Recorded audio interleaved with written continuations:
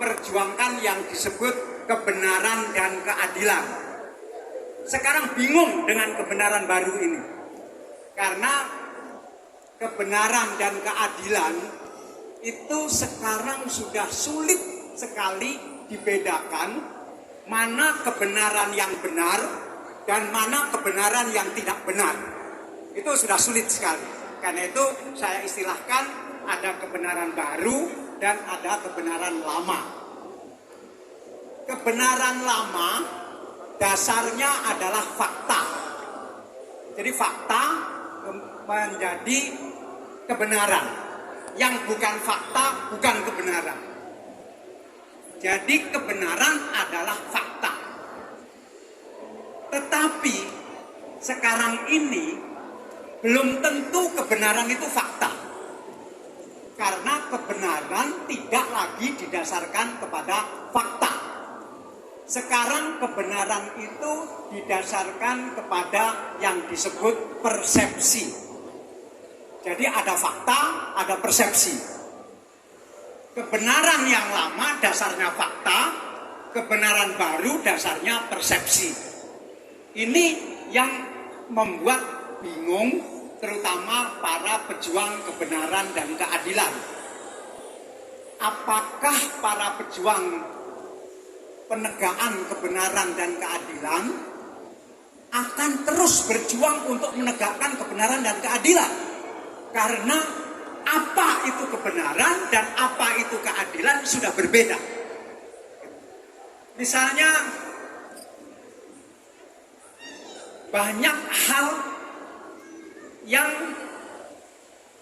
agar dianggap itu benar, jadi agar dianggap itu benar, maka yang dibangun adalah persepsi, bukan fakta yang dibangun. Misalnya satu perusahaan, kemudian diisukan atau di media sosial diceritakan berbagai hal yang negatif. Kemudian perusahaan tersebut tampil dengan membeberkan fakta-fakta.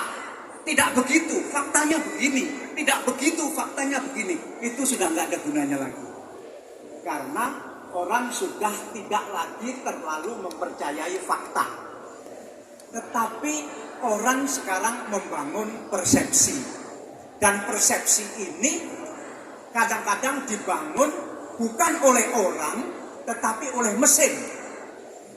Sehingga tidak bisa dijelaskan. Misalnya begini, ada seseorang yang di medsos dibilang melakukan korupsi 49 triliun misalnya. Itu sudah pasti tidak masuk akal. Karena dia tidak memegang uang sebanyak itu. Misalnya begitu. Dan dia jelaskan bahwa saya tidak melakukan korupsi itu karena saya ini yang lembaga yang saya pimpin itu tidak ada uang segitu. Masa korupsinya segitu? Ini sudah tidak dianggap yang seperti itu. Karena yang penting adalah persepsi dibangun. Kemudian ada kasus bahwa hari ini misalnya di medsos dimuat si A melakukan apa. Dan sehari dimuat 3 kali. Karena niatnya memang membangun persepsi. Setiap hari yang dimuat itu.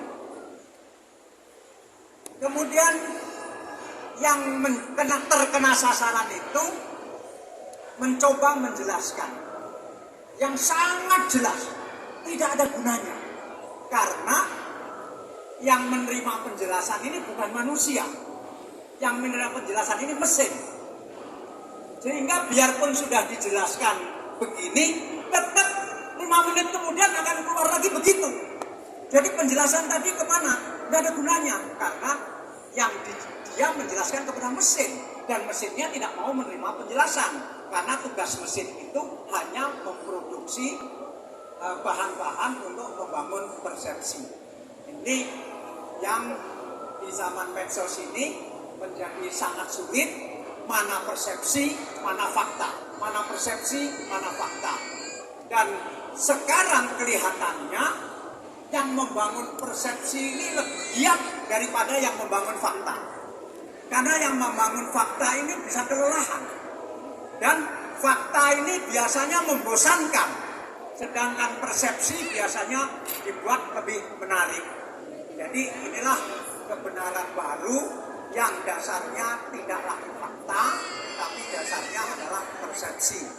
Dan kita semua menghadapi itu, pejabat menghadapi itu, rektor menghadapi itu. Saya tidak tahu apakah marketing juga menghadapi itu.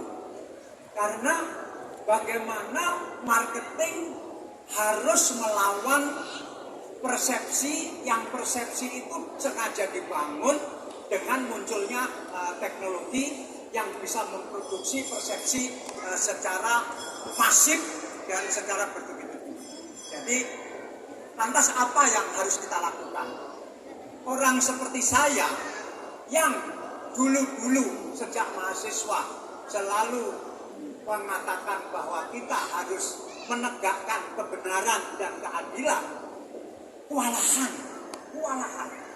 Sehingga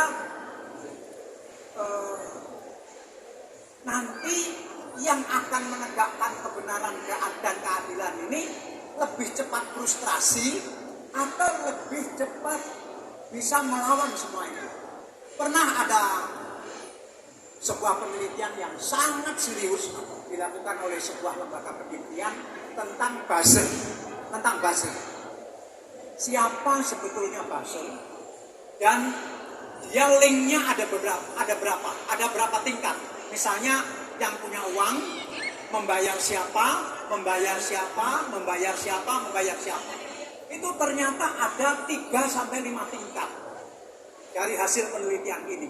Sehingga tidak bisa dilacak sebetulnya siapa yang punya uang untuk membiayai buzzer ini. Karena disconnect, diputuskan linknya itu. Nah, ini tantangan baru bagi kita semua, dan terutama bagi orang-orang yang selama ini terus berusaha menegakkan kebenaran dan keadilan. Saya kira kali ini itu saja yang ingin saya sampaikan, karena betul-betul kita harus menyadari bahwa sekarang ada kebenaran baru yang dasarnya bukan fakta. Jadi jangan terlalu ngotot dengan fakta, karena fakta akan kalah dengan persepsi. Terima kasih.